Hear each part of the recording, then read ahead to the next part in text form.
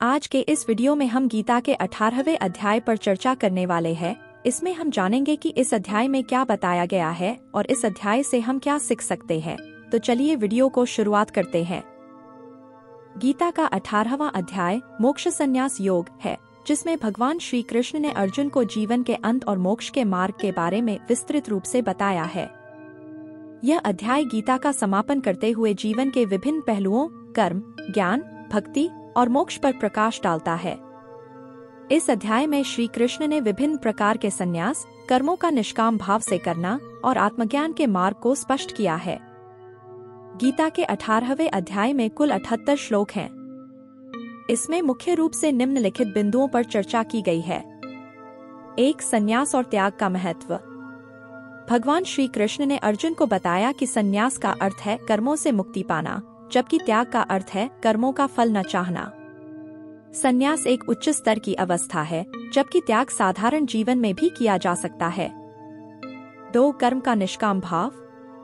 श्री कृष्ण ने अर्जुन को यह समझाया कि कर्म करना आवश्यक है, लेकिन उसे निष्काम भाव से करना चाहिए। जो व्यक्ति अपने कर्मों के फल की चिंता किए बिना कर्म करता है, वही सच्चा योगी है। 3. कर्म, ज्ञान और भक्ति का संबंध।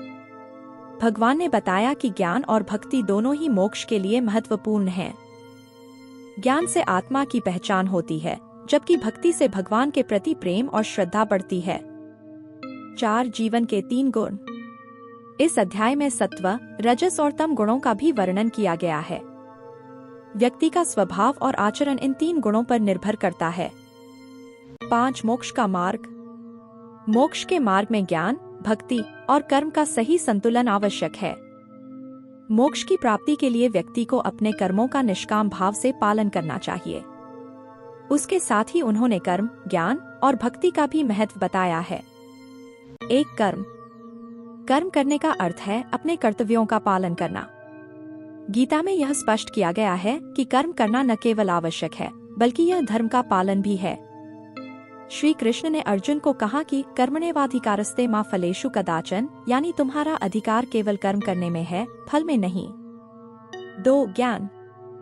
ज्ञान आत्मा की पहचान कराता है। जब व्यक्ति अपने वास्तविक स्वरूप को पहचान लेता है, तो वह मोक्ष की ओर अग्रसर होता है। ज्ञान से मनुष्य अपनी इच्छाओं और संवेगों पर नियंत्रण पाता है। 3. भक्ति। भक्ति एक साधना है जिससे व्यक्ति भगवान के साथ जुड़ता है। श्री कृष्ण ने कहा कि भक्ति के माध्यम से हम परमात्मा के निकट पहुंच सकते हैं और अपनी आत्मा का सच्चा अनुभव कर सकते हैं। भगवान श्री कृष्ण ने इस अध्याय में संन्यास के 3 प्रकारों का भी उल्लेख किया है। 1. सात्विक संन्यास। यह संन्यास ज्ञान और भक्ति से युक्त होता है।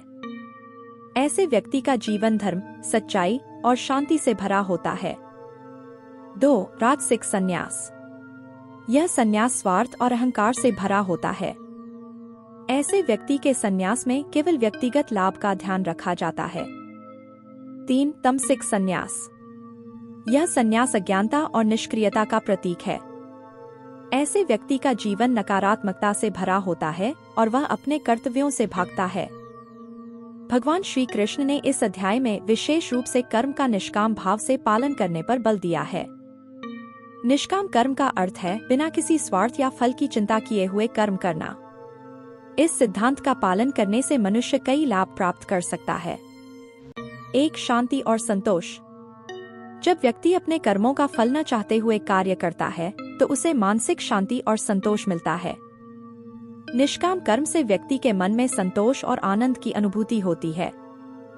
2. धर्म का पालन। निष्काम कर्म करने वाला व्यक्ति अपने कर्तव्यों का पालन करता है और धर्म का अनुसरण करता है। इससे समाज में सकारात्मकता और सामंजस्य का वातावरण बनता है। 3. आत्म साक्षात्कार। निष्काम कर्म करने से व्यक्ति अपने आत्मा के सच्चे स्वरूप को पहचानने में सक्षम होता है। जब व्यक्ति अपने कर्मों के प्रति निष्काम रहता है, तो वह अपने भीतर के सत्य की पहचान कर पाता है। गीता के 18वें अध्याय से हमें कई महत्वपूर्ण शिक्षाएं मिलती हैं।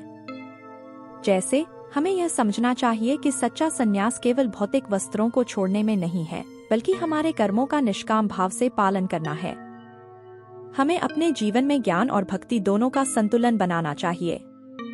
ज्ञान हमें आत्मा की पहचान कराता है, जबकि भक्ति हमें भगवान के प्रति प्रेम और समर्पण सिखाती है।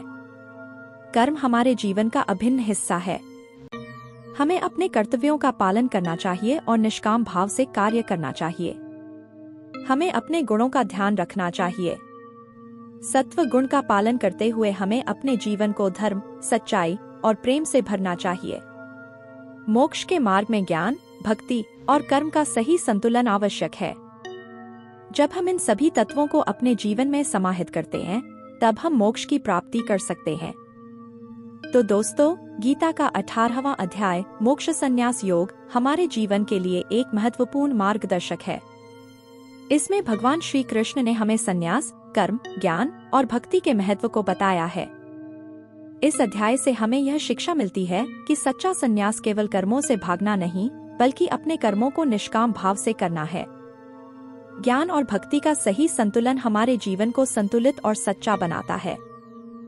हमें अपने गुणों का ध्यान रखना चाहिए और मोक्ष की प्राप्ति के लिए कर्म, ज्ञान और भक्ति के मार्ग पर चलना चाहिए। जब हम गीता की इस शिक्षाओं को अपने जीवन में आत्मसात करते हैं, तब हम न केवल अपने जीवन को सफल बनाते हैं, बल्कि समाज और देश के लिए भी एक आदर्श स्थापित करते हैं। यह अध्याय हमें यह भी सिखाता है कि हम सभी अपने जीवन में ईश्वर की कृपा और ज्ञान को स्वीकार करें और अपने कर्मों का पालन सच्चे मन से करें। इसी प्रकार हम मोक्ष की ओर अग्रसर हो सकते हैं और अपने जीवन को सार्थक बना सकते हैं। धन्यवाद।